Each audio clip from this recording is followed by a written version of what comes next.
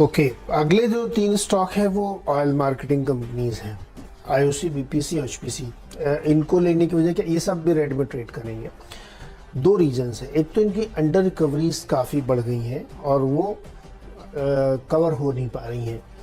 दूसरा, कल बीपीसीएल ने अपने ट्विटर पे एक क्लैरिफिकेशन दिया, जो बीच बीच में खबरें चलती रहती कि डीजल की थोड़ी शॉर्टेज हो रही है, तो उन्होंने कहा नहीं हम इसको कंप्लीट कर दें। तो हमने कल एक दोपहर में खबर की थी कि कहीं कहीं पे लॉजिस्टिक्स इश्यूज आ रहे हैं, जिसकी वजह से सप्लाई शॉर्ट है और डिमांड सर्ज रोबस्ट है, इस वजह से भी ये सप्लाई कर नहीं पा रहे हैं। अब कंपनी से तीनों कह रही है कि हम उसको पूरा करने की कोशिश कर रहे हैं, जल्दी से जल्दी नॉर्मलाइज है। कुछ पॉकेट्स में कहीं कहीं पे ये स्थिति है।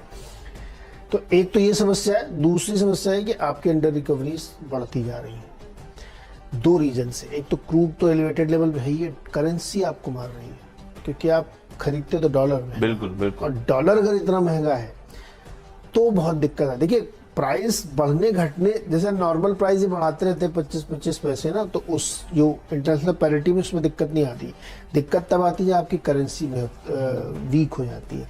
तो इसका भी असर इन कंपनीज पड़ रहा है, इसीलिए आप देखिए स्टॉक गिर रहे हैं। मुझे सरप्राइज लगा कि आईओसी 110 रुपए पे आ गया है और बीपीसीएल देखिए 314 रुपए में। मुझे लगता है ऑलमोस्ट बुक वैल्यू के नीचे चले गए हैं सारे स्टॉक। एक्चुअली हाँ, ये सारे बुक वैल्यू के नीचे होंगे, मल्टीपल भी होगा 4-5-6 से ज्यादा नहीं होंगे। बट मुझे एक दो तीन चीजें मुझे डिस्कस करनी थी। ये जो डीजल का मामला है, मैंने ये सुना था हमारे रिपोर्टर्स से कि गुजरात, राजस्थान, ये दो स्टेट्स में डीजल की किल्लत हो रही है। आपको लगता है ये बॉर्डर इश्यू है? क्योंकि थोड़े दिनों पहले हमने ये भी रिपोर्ट किया था कि महाराष्ट्र के जो सारे ट्रांसपोर्टर्स और गाड़ियां हैं वो गुजरात में फ्यूल भरा के वापस आ जाते हैं बॉर्डर की तरफ। Yes. क्योंकि 10-15 रुपए डीजल पेट्रोल के दामों में डिफरेंस है, तो उसी वजह से होता होगा ये डीजल। एक रीजन ये है, आर्बिट्राज करते हैं। आर्बिट्राज करते तो आप, जैसे आपको दिल्ली और नोएडा में अगर फर्क हो जाता है, हाँ। वो इतने जुड़े हुए हैं कि आपको पता नहीं चले कब दिल्ली कब नोएडा। तो ये वहां पर था। लिकर में यही चीज होती है, दिल्ली की लिकर सस्ती और यूपी की महंगी है, तो आदमी इधर से लेके चला जाता है। तो एक तो ये बड़ा रीजन है ही है आर्बिट्राज वाला। दूसरा, सप्लाई की बड़ी दिक्कत आ रही है वहाँ पे ना, कि आप पहुंचा नहीं पा रहे हैं, ट्रांसपोर्ट की इश्यूज आ रहे हैं। तो ये सारे फैक्टर्स है, लेकिन प्रेशर बना हुआ है। बट अभी कोई हम देखेंगे पॉलिटिकल इवेंट भी नहीं है, कोई फिर इलेक्शन भी अगर हम देखें इंडियन क्रूड बास्केट जो है वो ऑल टाइम हाई पे है।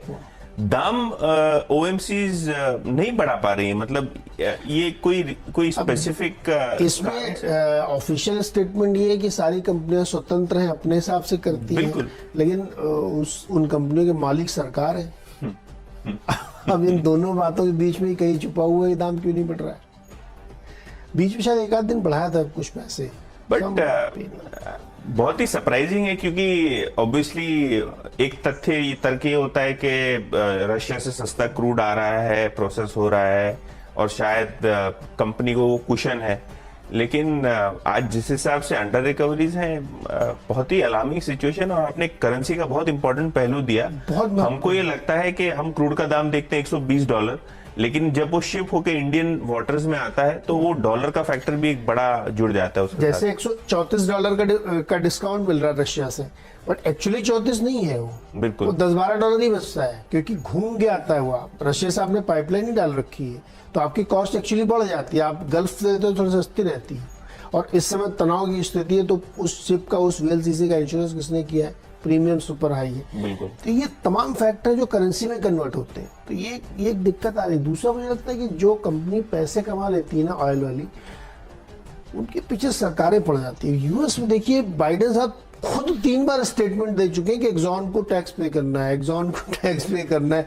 मतलब वो इशारा कर रहे हैं, आप नहीं दोगे तो मैं विंडफॉल गेन टैक्स लगा दूंगा। बिल्कुल।